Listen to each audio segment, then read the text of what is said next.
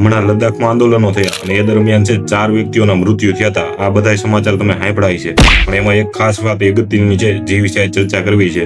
આ એક વ્યક્તિનું મૃત્યુ થયું છે, એમનું નામ છે એ તમે નીચે વાંચતા છો. એ વ્યક્તિનું છે લદ્દાખમાં પ્રોટેસ્ટ દરમિયાન છે પોલીસની ગોળી વાગવાથી મૃત્યુ થયું છે. આ વ્યક્તિ વિશે તમે જાણશો ને તો તમે ચોંકી ઉઠશો. આ વ્યક્તિ છે એમને છે ભારતીય સેનામાં છે ને 22 વર્ષ સુધી છે એ નોકરી કરેલી હતી. એટલે વિચાર કરો કેટલા દેશભક્ત હશે, એનો અંદાજો તમે ખુદ લગાવી શકો છો.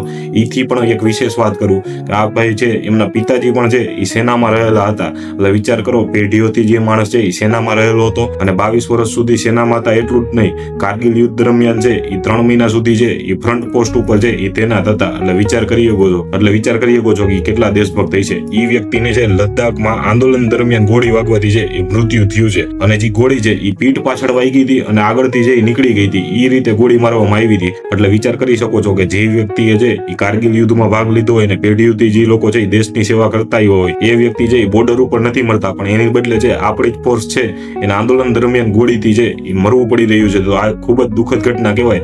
આવા આંદોલનોમાં મોદી સરકાર છે એ ગોળીઓ ચલાવે છે અને લોકો છે એ મરી રહ્યા છે. સાથે છે એક સમાચાર બીજા પણ તમે સાંભળ્યા જઈશે કે સોનમ વાંગચુક કરીને છે એમની પણ છે એ ધરપકડ કરી છે. NSA હેઠળ ધરપકડ કરી છે અને જમ્મુ કાશ્મીરમાંથી ધરપકડ કરી અને રાજસ્થાનની જેલમાં શિફ્ટ કરી દીધા હોય ને ત્યાં સુધીના સમાચાર છે. એટલે વિચાર કરી શકો છો કે એ સોનમ વાંગચુક છે એમને તો છે સેના માટે અઢળક વસ્તુ છે કરી છે.